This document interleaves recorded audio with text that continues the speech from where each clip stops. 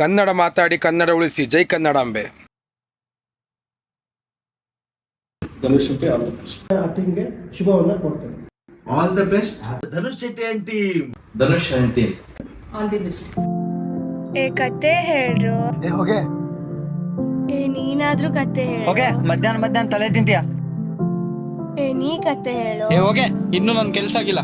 ನೀನು ಚಿಕ್ಕ ಹುಡುಗಿನ ಕತೆ ಕೇಳಕ್ಕೆ ಹೋಗ್ರೋ, ನಮ್ಮ ಅಜ್ಜಿ ನಂಗೆ ಕತೆ ಹೇಳ್ತಾಳೆ. ಹಾಗೆ ಹೋಗಿ ನಿಮ್ಮ ಅಜ್ಜನ್ ಕತೆ ಕೂಡ ಕೇಳ್ಕೊಂಡ್ ಬಾ. ಸರಿಯಾಗಿ ಹೇಳ್ದೆ ಗುರು. ಕೇಳಕ್ ಸ್ವರ್ಗಕ್ಕೆ ಹೋಗ್ಬೇಕಿನ್ನ.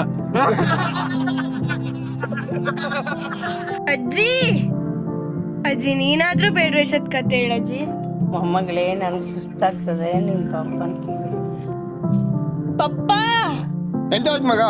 ಪಪ್ಪ ನೀನಾದ್ರೂ ಬೇಡ್ರೇಶದ್ ಕತೆ ಹೇಳ್ ಪಪ್ಪ. ದೇವ್ರೆ, ಪಪ್ಪ ನೀ ಕೂಗಿದ ಕೆಲಸ ಎಲ್ಲ ಬಿಟ್ಟು ಬಂದೆ. ಹೋಗಿ ನಿಮ್ಮ ಅಮ್ಮನಿಗೆ ಕೇಳು.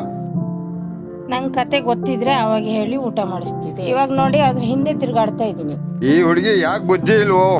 ನನ್ ದೊಡ್ಡ ಮಗಳು ಬಂದ್ಲು. ಬಂದೆ ಪಪ್ಪ. ಏನಾಯ್ತು ಪಪ್ಪ? ಇವಳು ಊಟ ಮಾಡ್ತಾ ಇಲ್ಲ. ಬೇಡು ಸಿಗ್ ಕತೆ ಹೇಳ ಮಗ. ನಾ ಕತೆ ಹೇಳ್ತೀನಿ, ಊಟ ಮಾಡ್ತೀಯಾ? ಹಾ, ಊಟ ಮಾಡ್ತೆ ಪಪ್ಪ. ನಾ ಕತೆ ಕೇಳೇ ಊಟ ಕತೆ ಮಾಡ್ತೆ. ಕೇಳ್ತಾನೆ ಊಟ ಮಾಡ.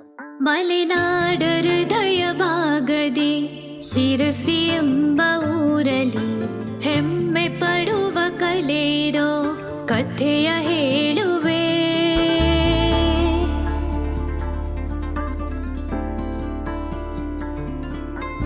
ನಿತ್ಯ ಹರಿದ್ವರ್ಣದ ಮಾರಿಕಾಂಬೆ ಮಡಿಲಲಿ 3 ಶತಕದಿಂದಲೂ ಕಂಗೊಳಿಸೋ ಕಲೆ ಇದೆ.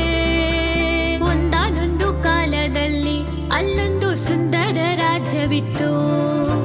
ಸೋಧೆ ಎಂಬ ರಾಜನ ರಾಜ್ಯ ಭಾರವು ನಡೆಯುತ್ತಿತ್ತು. ಆ ರಾಜನ ಸ್ಥಾನದಲ್ಲಿ ಸಿರಿವಂತರ ದೂರೊಂದು ಕೇಳುತ್ತಿತ್ತು.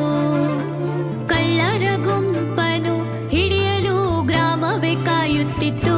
ಮಗುವೆ ಕೇಳು, ಕತೆಯನ್ನ ಕೇಳು, ನಮ್ಮೂರಿನ ಕತೆಯ ಕೇಳು.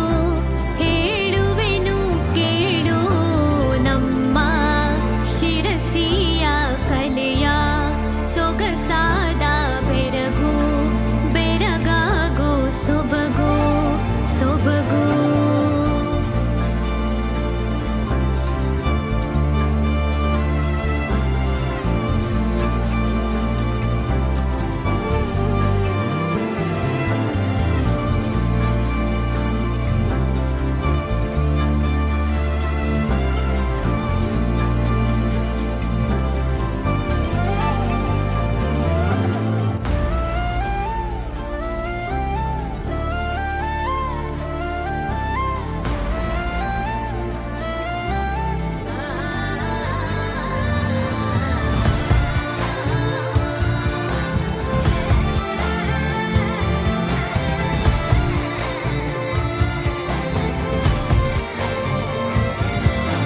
ಬಡ ಜನಗಳಿಗಾಗಿಯೇ, ಜನರ ಬದುಕಿಗಾಗಿಯೇ ಕಳ್ಳನೊಬ್ಬ ಊರನು ದೋಚುತ್ತಿದ್ದನು.